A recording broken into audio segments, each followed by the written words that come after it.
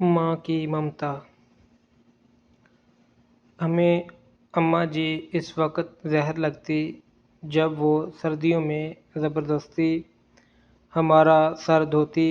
Leaks Capri Rukhsana کس نے دیکھا تھے، کھجور مارکا صابن سے کپڑے بھی دھلتے تھے اور سر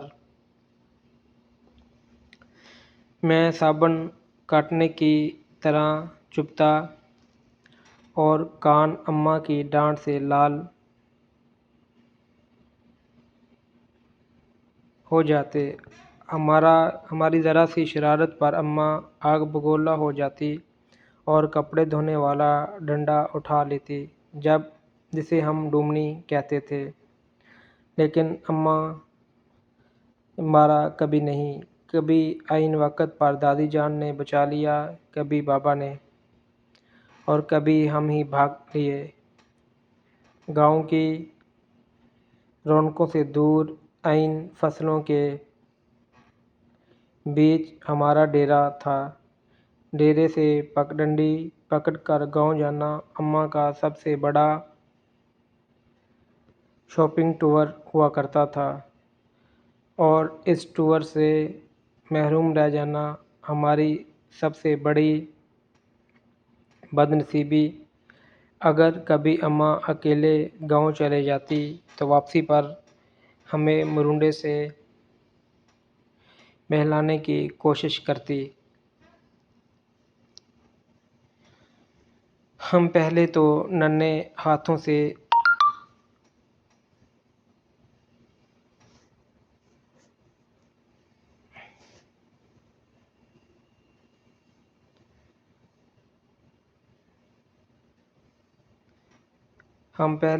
ہاتھوں سے اماں جی کو مارتے، ان کا دوپٹہ کھینچتے، پھر ان کی گود میں سر رکھ کر منہ پھاڑ پھاڑ کر روتے۔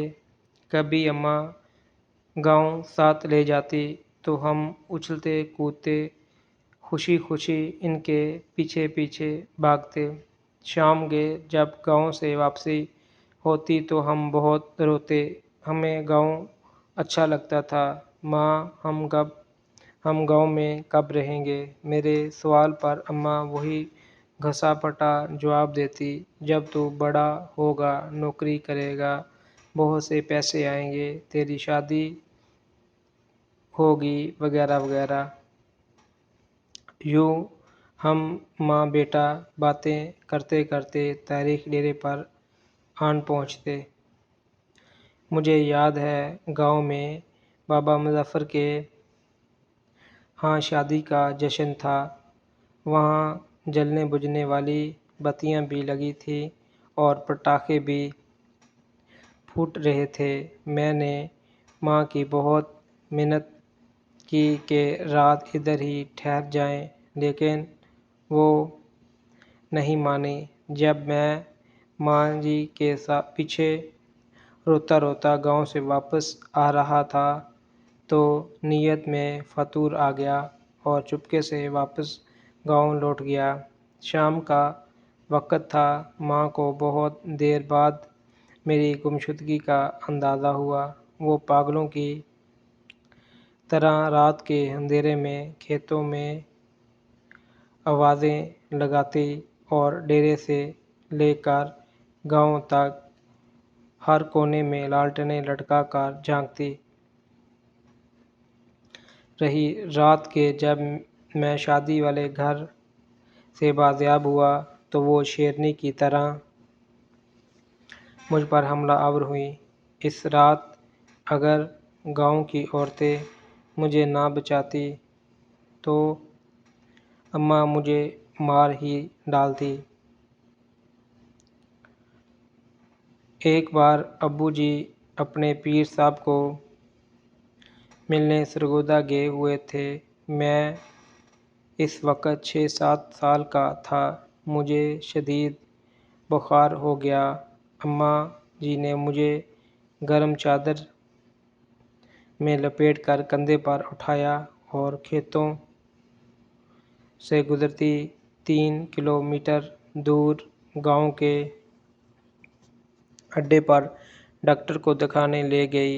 واپسی پر ایک خالے کو پھلانگتے ہوئے وہ کھیت میں گر گئی، لیکن مجھے بچا لیا۔ انہیں شدید گھٹنے پر چوٹ آئی۔ ان کے منہ سے میرے لیے حسبی اللہ نکلا، اور یہ واقعہ میری زندگی کی سب سے پرانی یادداشتوں میں سے ایک ہے۔ یقیناً وہ بڑی ہمت والی خاتون تھی اور آخری سانس تک محنت مشقت کی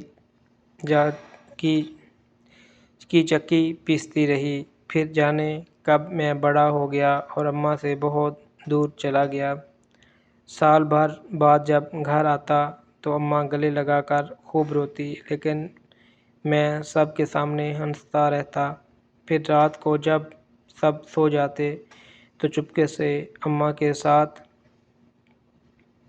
جا کر لیٹ جاتا اور اس کی چادر میں منہ چھپا کر خوب روتا۔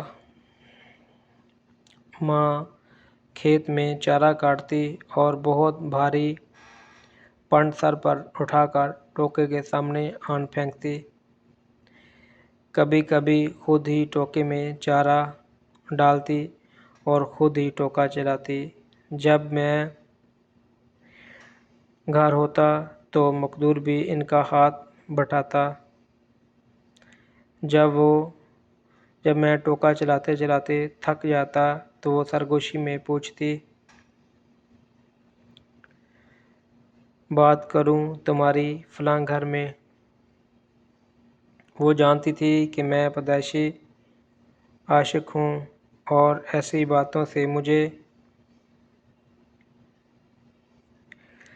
بیٹری فل چارج ہو جاتی ہے۔ پھر ہم نے گاؤں میں گھر بنا لیا اور ماں نے اپنی پسند سے میری شادی کر دی۔ میں فیملی لے کر شہر چلا آیا اور ماں نے گاؤں میں اپنی الگ دنیا بسا لی۔ وہ میرے پہلے بیٹے کی پیدائش پر شہر بھی آئی۔ میں نے انہیں سمندر کی سیر بھی کروائی۔ کلفٹن کے ساحل پر جاتے چائے پیتے ہوئے انہوں نے کہا، اس سمندر سے تو ہمارے ڈیرے کا چھپڑ زیادہ خوبصورت لگتا ہے۔ ماں بیمار ہوئی تو میں چھٹی پر ہی تھا۔ انہیں کئی دن تک باسکوپان کھلا کر سمجھاتا رہا کہ معمولی پیٹ کا درد ہے، جلد افاقہ ہو جائے گا۔ پھر درد بڑھا تو شہر کے بڑے ہسپتال لے گیا، جہاں ڈاکٹر نے بتایا کہ جگر کا کینسر آخری سٹیج پر ہے۔ خون کی فوری ضرورت محسوس ہوئی تو میں خود بلڈ بینک بیڈ پر جا لیٹا۔ ماں کو پتہ چلا تو اس نے دکھ سے دیکھا کر اتنا کہا، کیوں دیا خون خرید لاتے؟ کہیں سے پاگل کہیں کا۔ میں بامشکل اتنا کہہ سکا، ماں خون کی چند بوندوں سے تو وہ قرض بھی ادا نہیں ہو سکتا جو آپ مجھے اٹھا کر گاؤں کے ڈاکٹر کے پاس لے کر گئی تھی اور واپسی پر خالہ پھلانگتے ہوئے گر گئی تھی۔ وہ کھلکھلا کر ہنسی تو میں نے کہا، اماں مجھے معاف کر دینا، میں تیری خدمت نہ کر سکا۔ میرا خیال ہے کہ میں نے شاید ہی اپنی ماں کی خدمت کی ہوگی، وقت ہی نہیں ملا، لیکن وہ بہت فراخ دل تھی۔ بستر مرگ پر جب بار بار میں اپنی کوتاہیوں کی ان سے معافی طلب کر رہا تھا تو کہنے لگی، میں راضی ہوں بیٹا، گائے کو بار بار معافی مانگتا ہے۔ ماں نے میرے سامنے دم توڑا لیکن میں رویا نہیں۔ دوسرے دن سر بھاری ہونے لگا تو قبرستان چلا گیا اور قبر پر بیٹھ کر منہ پھاڑ کر رویا۔ ماں سے بچھڑے مدت ہو گئی، اب تو یقین بھی نہیں آتا کہ ماں کبھی اس دنیا میں تھی بھی کہ نہیں۔ آج بیت اللہ کا طواف کرتے ہوئے پٹھانوں اور سوڈانیوں کے ہاتھوں فٹ بال بنتا بنتا جانے کیسے دیوار کعبہ سے جا ٹکرایا۔ یوں لگا جیسے مدتوں بعد پھر ایک بار ماں کی گود میں پہنچ گیا ہوں۔ وہی سکون جو ماں کی گود میں آتا تھا، وہی اپنائیت، وہی محبت جس میں خوف کا عنصر بھی شامل تھا۔ اس بار منہ پھاڑ کر نہیں، دھاڑے مار مار کر رویا۔ 70 ماؤں سے زیادہ پیار کرنے والا رب کعبہ اور ہم سزا کے شرارتی بچے۔ اگر آج کی ہماری ویڈیو اچھی لگی ہو تو ہمارے چینل کو سبسکرائب کریں، ویڈیو کو شیئر اور لائک ضرور کریں۔